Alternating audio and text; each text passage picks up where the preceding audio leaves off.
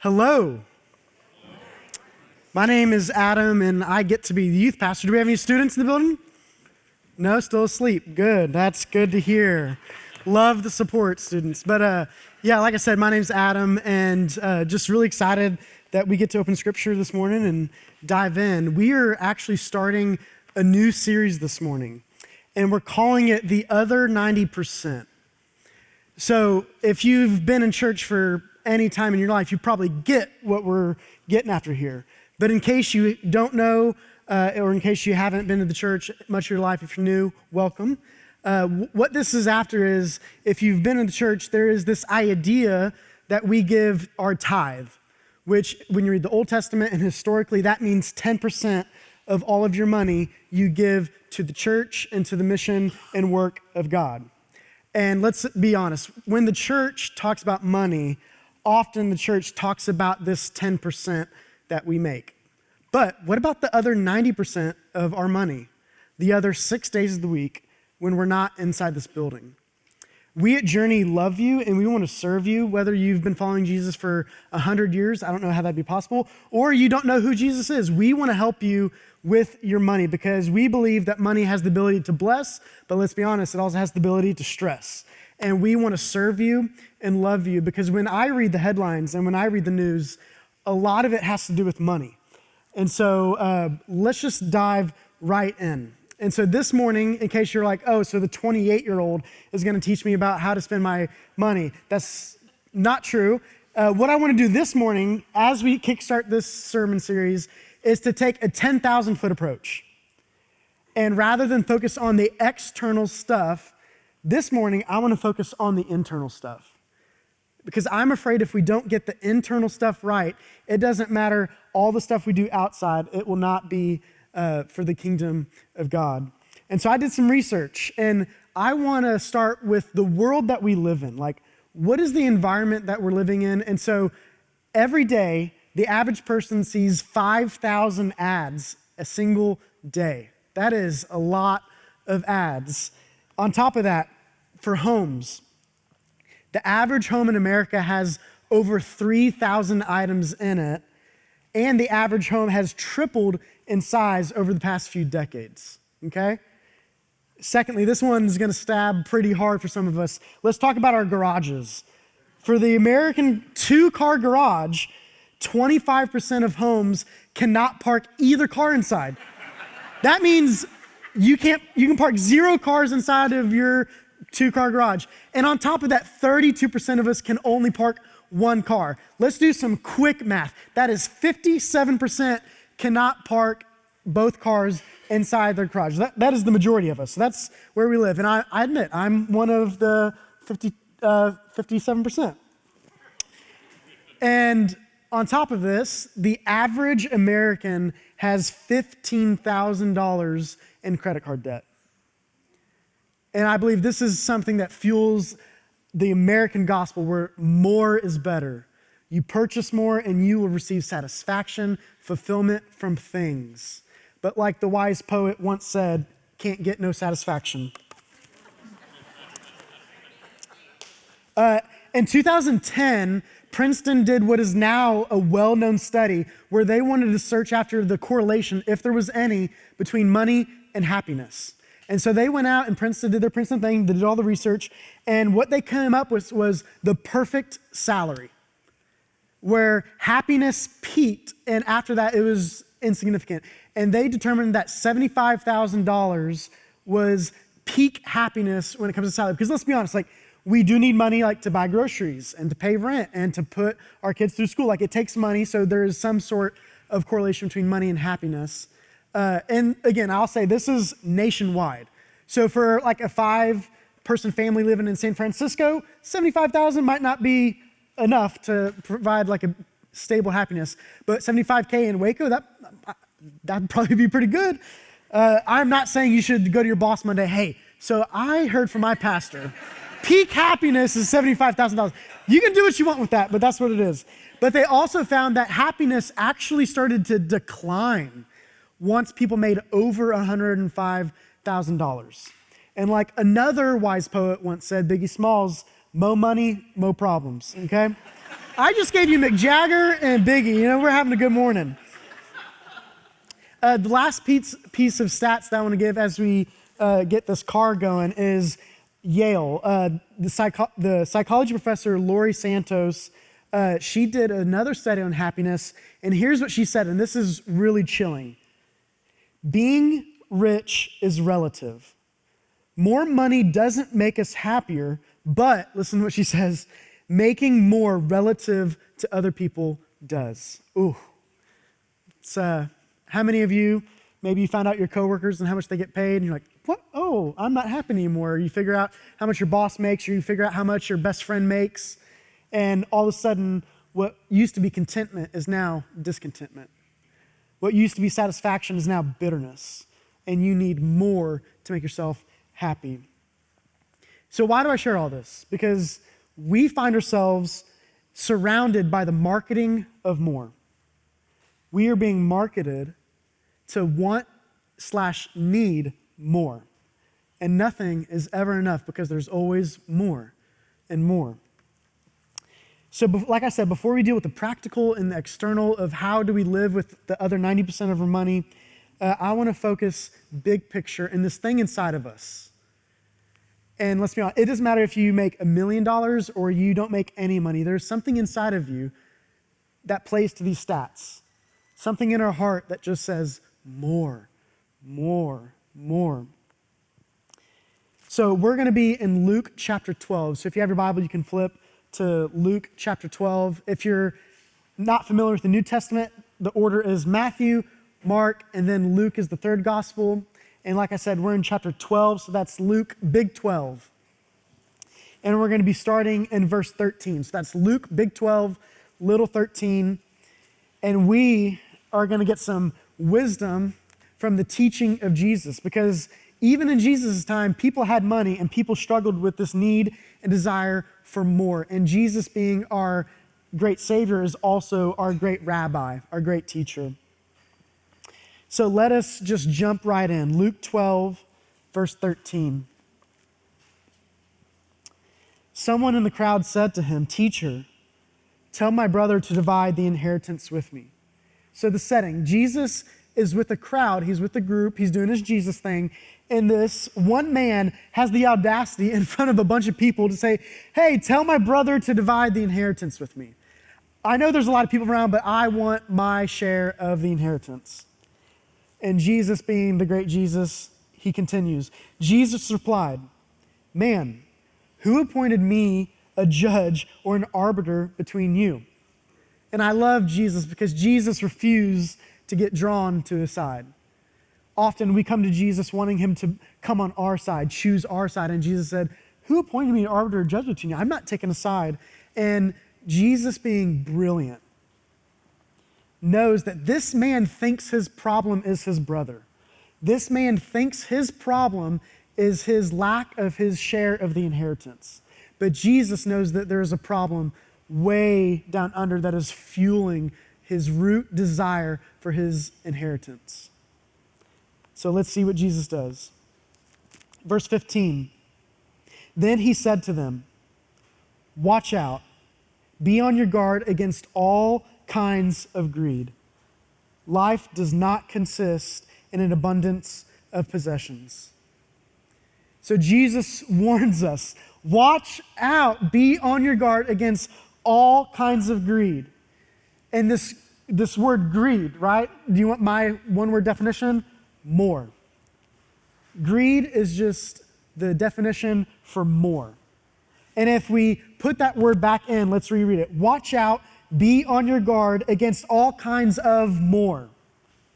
More money, more square footage, more furniture, more cars, more vacations, more clothes, more shoes, more time, more tech gadgets. We can go on and on and on. He says, watch out, be on your guard against all kinds of more. Why does he say this? Why does he warn us for this? Because life does not consist in an abundance of possessions. And I want to take a moment to pause right here because I think it's important, because the church often does not teach money well. And they create a dichotomy where money is bad. And if you have a lot of money, you are a bad Christian. What does the text say? Life does not consist in money. That's not what it says. It does not say life does not consist in possessions. What does it say? Life does not consist in an abundance of possessions. And so I want to make sure this is clear because I've come across people that have money and they feel bad about having money. And Jesus never says money is bad. He says, what do you do with your money? What does it do to your heart? Does it fuel your desire for more, or does it do something else? And I love this word abundance. When you look at this Greek word abundance, you find it all throughout the New Testament, and especially the Gospels. And in one case, this word abundance comes from is the story of Jesus feeding the 5,000. If you're unfamiliar with the story, people come to Jesus and say, hey, all these people that you're teaching are hungry. And so he says, go get me fish and loaves, and there's not very many, and he feeds 5,000 people with just a few fish and a few pieces of loaf. And how does the story end? There is an abundance. There's extra. And then he makes a story about, there's 12 baskets full. And so there is an abundance. There is a more than need. You have been satisfied, but there is extra. And this battle of more is something we are all in. As Americans, we don't get an option to not be in the battle of more. And the battle of more is difficult because we're surrounded by the messaging that more is better. More will make us happy. More will make us content. More will fix our problems. More will finally bring us peace and satisfaction. And Jesus encountered this man that was in the middle of his battle with more, and he does not dive into a deep theological teaching. What does he do? He is about to tell a parable. He's about to tell a story to expose and show what is the real problem that this man has instead of his brother not giving him his inheritance. And parables are tricky, right? Because they're storytelling devices that Jesus used that we don't really use often day to day. And so my good old buddy, Eugene Peterson, one of my favorite authors, he has this brilliant, helpful way to describe a parable so that way we can be ready to jump into the parable. He says, a parable is not an explanation. A parable is not an illustration. We cannot look at a parable as a spectator and expect to get it. A parable does not make things easier, and I want us to all pay attention to this. It makes it harder by requiring participation by entering the story. You do not get the option in a parable to be on the sidelines. You don't get the option to read a parable and examine and cross-reference and all these things. No. It is hard because parables require that you participate and enter the story. So are you ready to participate and enter the story that Jesus has for us this morning? Verse 16. And Jesus told them this parable. The ground of a certain rich man yielded an abundant harvest. He thought to himself, what shall I do? I have no place to store my crops. Some of you are probably thinking, wow, what a horrible problem you have. You have too much stuff and you don't know what to do with it. What I want to mention is what I think is fascinating about the biblical text is it does not say this man yielded an abundant harvest. What does it say? The ground. Like, talk about a knife in the heart. Oh, you foolish man, you think you brought this about on your own? The ground did this. You were just a recipient of this. And let's be honest, often we think that we earned our money. We deserve it. We sweat over it. We were responsible for the good things that happened. And I love Jesus says the ground yielded an abundant harvest. And he thought to himself, what shall I do? I have no place to store my crops. And so this rich man finds himself in a predicament. And the question that is implicit for us is, what do we have? What do we do when we have more than necessary? What do we do when we have more than is necessary? When you get a raise, what do? When you get a tax return, what do? When you receive an inheritance, what do? It's like the question many of us ask as like a catch-up small group question. If you won the lottery, what would be the first few things you buy? And so he has a predicament, and let's keep reading to figure out, what does he do? How is he going to solve this problem? Verse 18. Then he said, this is what I'll do. I'll tear down my barns and build bigger ones, and there I will store my surplus grain. And I'll say to myself, you have plenty of grain laid up for many years. Take life easy, eat, drink, and be merry. What the abundance does, it reveals his self-centeredness. This abundance revealed his self-centeredness. And what I would offer for you to consider is, maybe in your life and in my life, when we have an abundance, it often reveals and highlights our self-centeredness. Like, let's go back to the 17, 18, 19. In 3 verses, there are 10 I's and my's. Let's go to the next slide and show them. Look at this. It says, what shall I do? I have no place to store my crops. Then he said, this is what I will do. I will tear down my barns and build bigger ones, and there I will store my surplus grain, and I'll say to myself, you have plenty of grain laid up for years, take life easy. 10 times. I, my. Some of the parents are like, this sounds like my teenager, right? Just me. And so he has this abundance, and he's self-centered and focused on himself. And not only is he focused on himself, but he's by himself. Look at what the text says. He thought to himself. Then he said, and I'll say to myself. He's having an inner dialogue. He's having a dialogue with himself. How many of you have gotten an argument, whether that's with your spouse or kids, you've gotten in trouble, and you know a conversation's coming, and so you have this dialogue in your head of how you think the conversation might go, right? So he is by himself trying to figure out what he's going to do. So he's talking to himself, seeing what he is going to do. He has no community, no friends, no neighbors, and he does not seek the advice of others. And instead, he seeks the pleasure of himself. And this is the danger when we do not live in community and we don't have people to speak into our lives.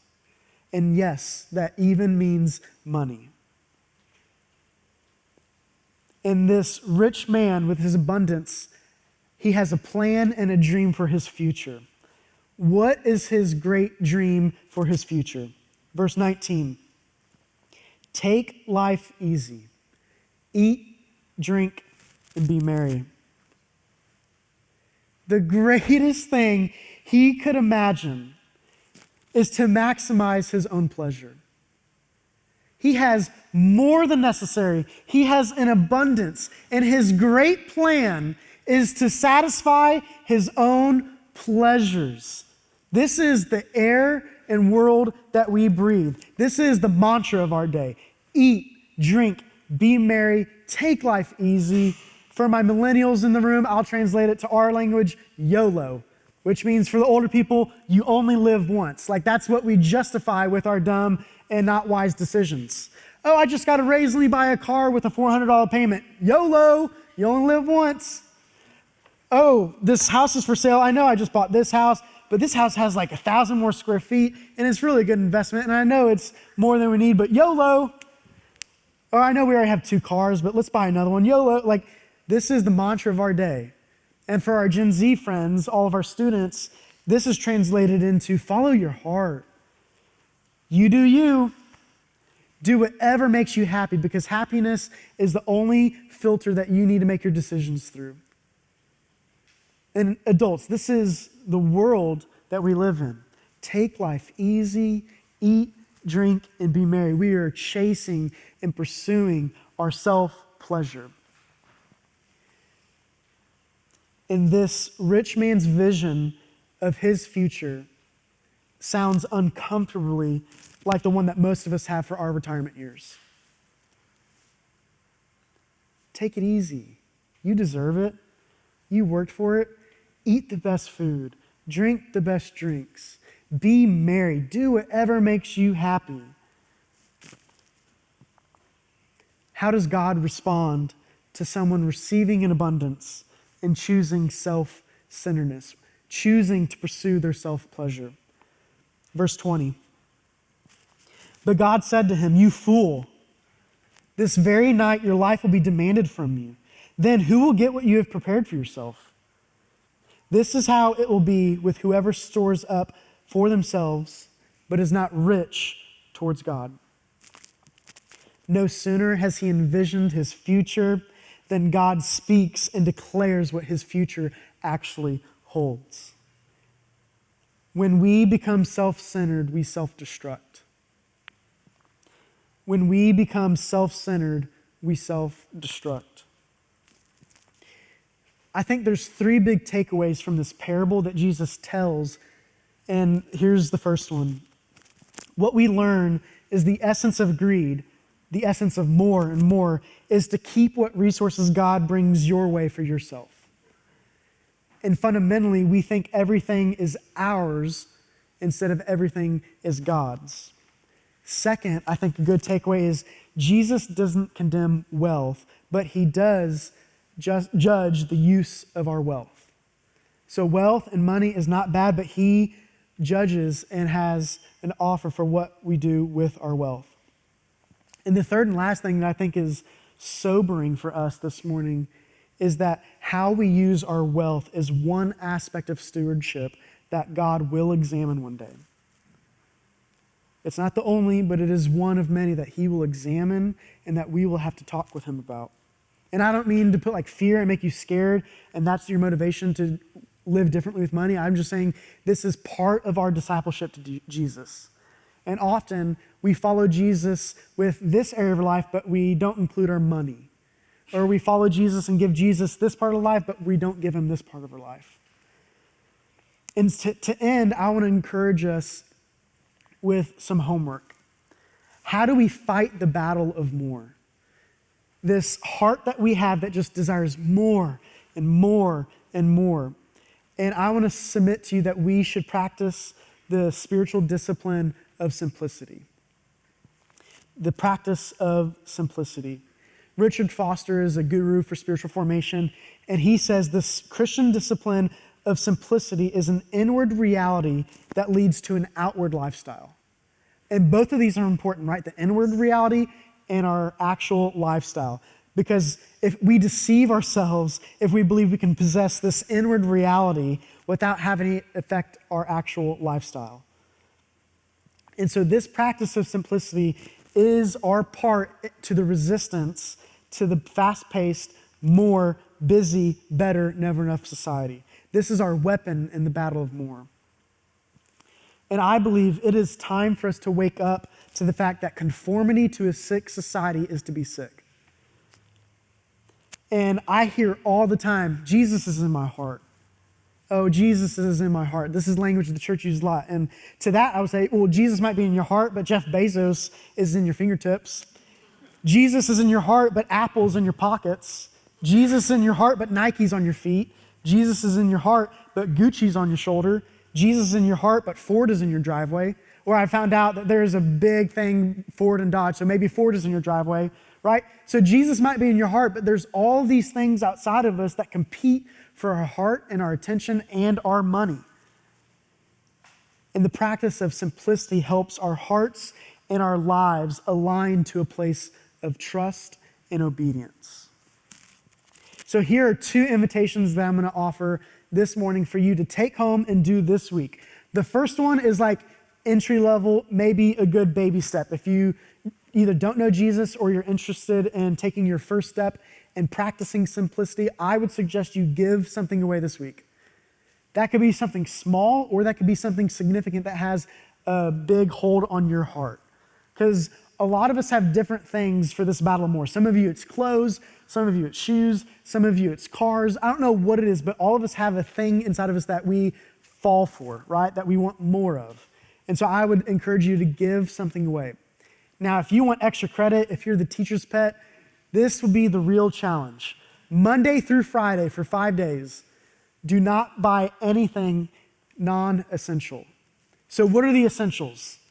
Food, mortgage, phone bill, all those things. I'm talking about, like, if you want to take it to the extra level, like, don't go out to eat this week. So you're like, oh, I can't do that. What if it's like, hey, don't buy anything from Amazon for 5 days? That's like, whoa, don't get mad at me, but like, I think we could survive, all right? But anytime this week you find yourself about to buy something, stop and ask a question. Why do I want to buy this? Why do I want something that I probably already have? And so, Journey, we can do this. And like I said, over the next few weeks, we're gonna get in the details on how do we live with the other 90% of our money. But this morning, I think it is important that we address that there is a battle of more inside our hearts. And if we don't wrestle this beast to the ground, it doesn't matter how well we budget, how well we try to get out of debt, and what else, and how generous we try to be. Like, this will be something that will always haunt us and be in the back of us trying to want more and more and more.